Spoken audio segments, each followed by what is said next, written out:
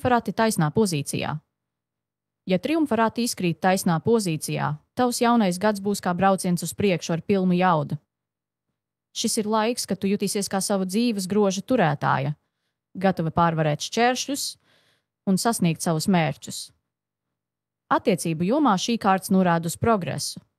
Ja esi attiecībās, jūsu saikne kļūs stiprāka un jūs kopā varat sasniegt daudz.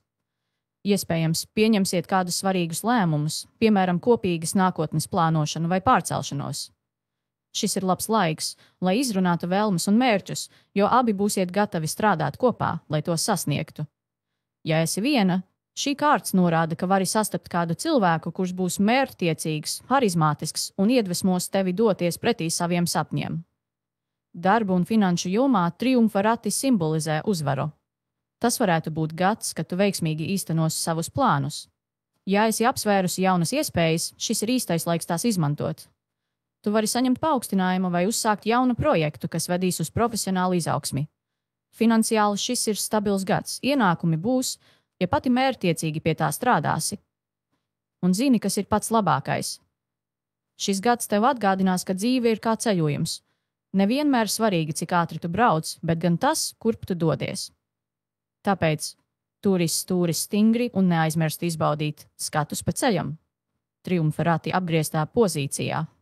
Ja triumfa rati izkrīt apgrieztā pozīcijā, jaunais gads varētu būt kā neliels sastrēgums.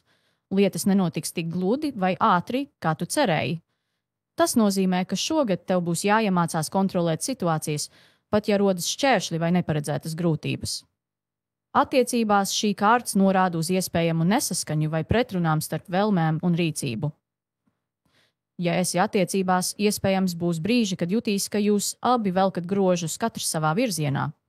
Tas var radīt spriedzi, bet ja būsiet gatavi runāt un meklēt kompromisus, situācija uzlabosies. Ja esi viena, šī kārta aicina nesteigties ar jaunu attiecību uzsākšanu. Esi piesardzīga un pārliecinies, ka iepazītais cilvēks patiesi atbilst tavām vērtībām. Darba un finanšu jomā apgrieztie triumfa rati var norādīt uz kavēšanos vai šķēršļiem. Iespējams būs grūtāk sasniegt iecerētos mērķus, jo trūks skaidra plāna vai sadarbības ar citiem.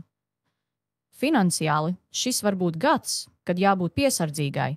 Izvairies no lieliem riskiem un tēriņiem, kas varētu radīt finansiālu spriedzi. Un atceries, apgrieztie triumfa rati atgādina, ka nevienmēr mēs varam kontrolēt visu.